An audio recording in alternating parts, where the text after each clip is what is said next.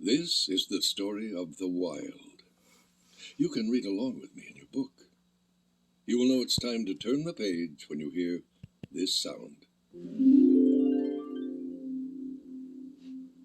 Let's begin now. Samson the lion was telling his son Ryan about his many great adventures. He began another story where he chased a herd of wildebeests. They were the fastest wildebeests on the savannah. The great lion thought he had them cornered in a canyon. But they had a secret weapon. He was the biggest wildebeest I'd ever seen. He was 14 feet tall. 14? I meant 1,400. And 1 feet tall. Cool. To pull this off, I knew I was going to have to dig deep. Deeper than I ever had before. So I swallowed my fear. Sucked in the biggest breath I could. Dad, I'm ready. You got it? I got it. I got it. Well, let him have it. Roar, son! Ryan reared back and gave it all he had. But the poor little fella just hadn't grown into his roar yet. The wildebeests laughed. Only they weren't wildebeests, and we weren't on the savannah. Samson and Ryan were in the zoo, and the laughter was coming from the people gathered outside the lion enclosure. Samson let out a mighty roar and silenced the snickering crowd.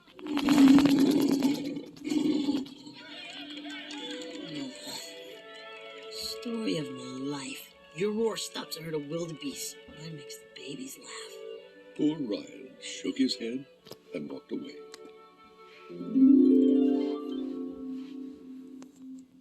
Just then, a voice came over the loudspeaker, announcing that the zoo was closing for the day.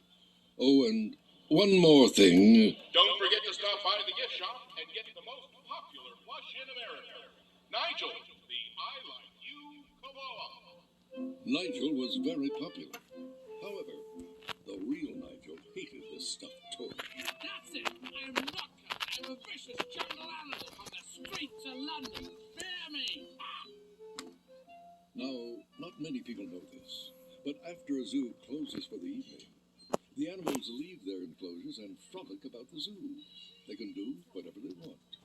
At this zoo, all the animals gather to watch their favorite sport, turtle curling. And this evening's game was a big one. Samson's team included Bridget the giraffe, Benny the squirrel, and Larry the anaconda. Tonight they were to play the champions, a team of hard-playing penguins. Samson really wanted Ryan to be at the game, but Ryan was feeling pretty low. He felt he could never live up to the legend of his father, Samson the Wild. So he wandered off and met up with his friends, Ease the hippo and Duke, a kangaroo. The mischievous pair had plans for the herd of gazelles. But Ryan was having second thoughts. Maybe we should just go to the game. I thought you wanted to be wild, dude. They just breezed right past the little lion and prepared to charge the gazelles. Trying to stop his friends, Ryan opened his mouth, but only a little roar came out. No!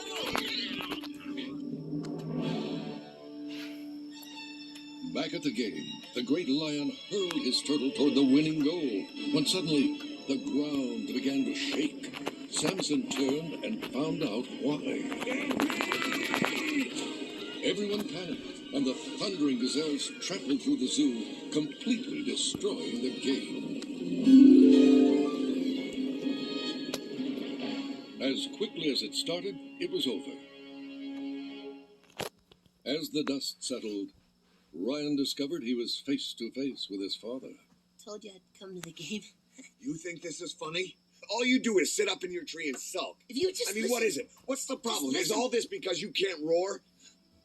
Ryan, I didn't mean You know what I'm doing when I'm soaking up in my tree? I'm thinking how great it would be if Samson the Wild wasn't my father. Because it would make being Ryan the Lame a whole lot easier. Then he turned and walked away. As he moped, he found himself at the loading dock. The green boxes. Ryan had heard from the pigeons that those green boxes go to the wild. Perhaps if he could sneak into one, He'd go to the wild and learn how to become a great lion like his dad.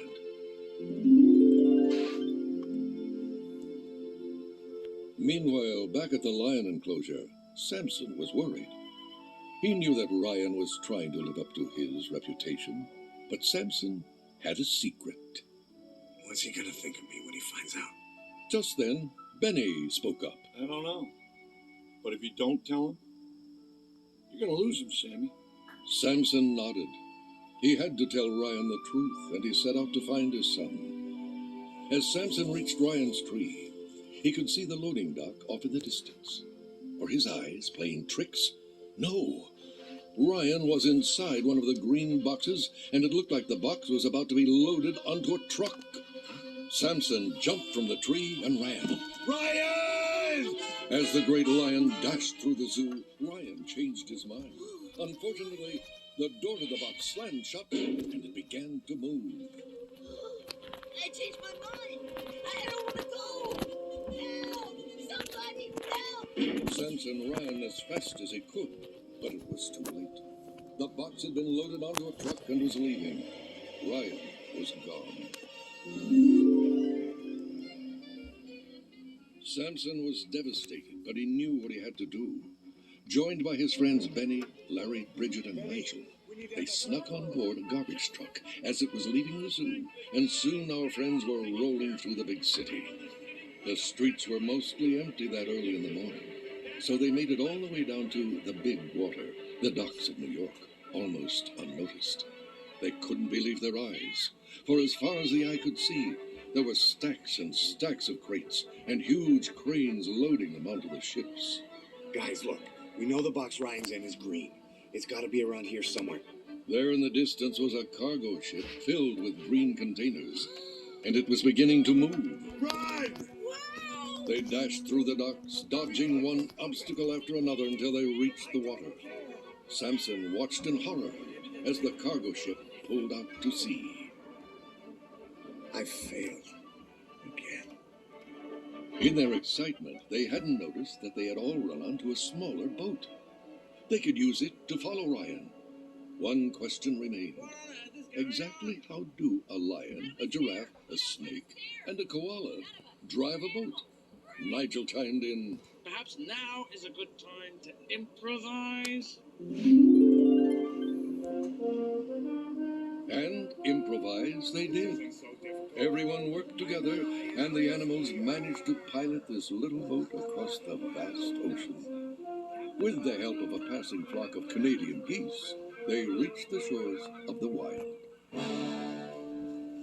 Samson led the group through the brush until they found a small shipping port. Ryan was there. The little lion tried to stay calm as his crate was being lifted off the ship. The crate shuddered and hit the ground with a thud, bending open its door. Ryan inched forward into the light. Suddenly, one of the dock workers screamed. Samson and his friends had come down to the docks. But Ryan was too caught up in the panic to notice it was his father and ran like crazy. Samson tried to follow, but the sight of the great lion had created chaos, and he lost track of Ryan as they entered the jungle. Deep in the wild, Samson was frightened. Remember when I said that Samson had a secret? Well, the secret was that Samson was never in the wild. He turned to his friends. I can't protect you out here. Please just go back to the boat. I've got to find my son. Bridget, Benny, and Larry headed back to the boat with Nigel bringing up the rear. They were surprised and saddened by what Samson revealed about himself. Suddenly, they were surrounded by wildebeests. The lead wildebeest, named Blag, shouted, "Get them!" The friends were trapped. Benny tried to fight them off, but was quickly knocked out, and they dragged the others away.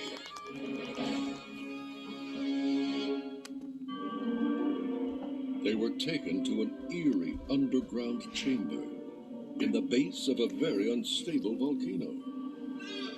While Bridget was held in one chamber, Blag took Nigel through the sinister-looking cave. As they entered another chamber, a large group of wildebeests began to chant and dance. Nigel was brought before the wildebeests' leader. I am Kazar, leader, prophet, choreographer. And with your help, carnivore. Nigel's jaw dropped. Carved into the cave wall was a giant warrior koala, and the entire group of wildebeests was bowing in reverence to him. Kazar explained. For centuries, we've watched our brethren perish at the claw of the lion. It seemed that the wildebeests were fed up with their lot in life and wanted to be the kings of the jungle. Kazar told Nigel that years ago they received an omen that a great koala warrior would come and help the wildebeests. The great wildebeest pointed to a stone pedestal, and there, sitting on top of it, was a rather tattered version of the I Like You koala from the zoo. Nigel was disgusted. Oh, no, not you. While Nigel enjoyed being treated like a god by the wildebeests, Samson was having some self-doubt. You can do this. Use your instincts. Off in the distance, he heard something. It was Ryan. Like lightning, he burst into a clearing, and there was Ryan. He was being attacked by vultures. But just as Samson scared away the vultures, a herd of wildebeests surrounded them. Run! Run! The wildebeests chased them through the jungle. They hid up in a tree as the herd ran on. Ryan didn't understand why his dad didn't fight them. Dad, you should be chasing them. Like you used to. Those were just stories. But now's your chance to show me for real. Ryan, I can't fight them. Then he told Ryan his secret.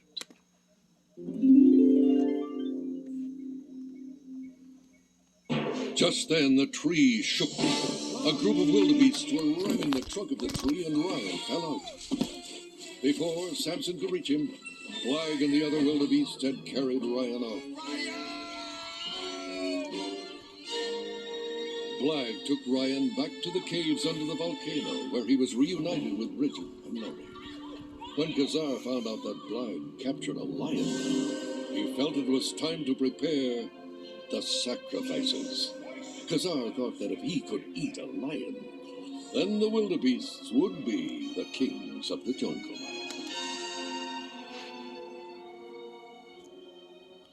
Back in the jungle, Samson felt hopeless. I'll never be a real lion. Wrong. It was Benny. He had recovered from his battle with the wildebeests. You are a real lion. Doesn't matter where you're from. Zoo, jungle, goldfish bowl. It's what's in here. That determines who you are. Now, he's out there, Sammy. And he needs you. Who else is going to teach him how to roar? Let's go find my son. The ground was really beginning to shake back at the volcano as Bridget, Larry, and now Ryan were brought before Kazar. Prepare the meat fire. With that, a group of wildebeests pushed away a rock, revealing a volcanic flame. Let the ritual begin. The wildebeests now pushed Bridget, Larry, and Ryan closer to the flames. Let's eat the bread first. Over my dead body. It was Samson. He attacked Kazar, and the two began to fight. The ground shook, but not from the fighting. The volcano was about to erupt. Kazar charged and pinned Samson against the wall. Bridget, Larry, and Benny knew they had to help. Using one of their curling tricks, they charged the fighters, and Samson was freed. Kazar fell to the ground with a thud, but he was getting up. Benny called back to the group. We gotta find something bigger! Ryan stepped forward. I know where we can find something bigger. Digging deep, he let out a mighty roar and leaped at Kazar, clawing into his back. Kazar shook Ryan off, and the little lion hit the wall and slumped to the floor. Kazar then turned to Samson. The great lion dug in. Just as Kazar was about to pounce, Samson let loose the mightiest roar ever roared.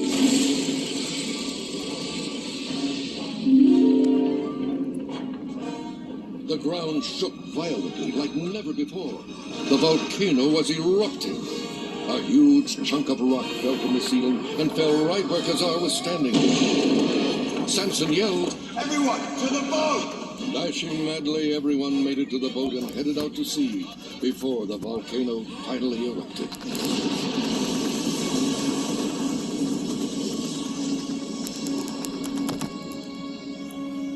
They were safe. Ryan looked to his father. You know, Dad, this will be our first story of Samson and Ryan the Wild. Samson smiled proudly at his son. I don't think anybody's gonna believe it. And you know what? That didn't matter. You see, what really mattered was that all of them had found out that courage comes from being who you really are. Because when you have to, when it really counts, there's a great lion in all of us that can let out a mighty roar.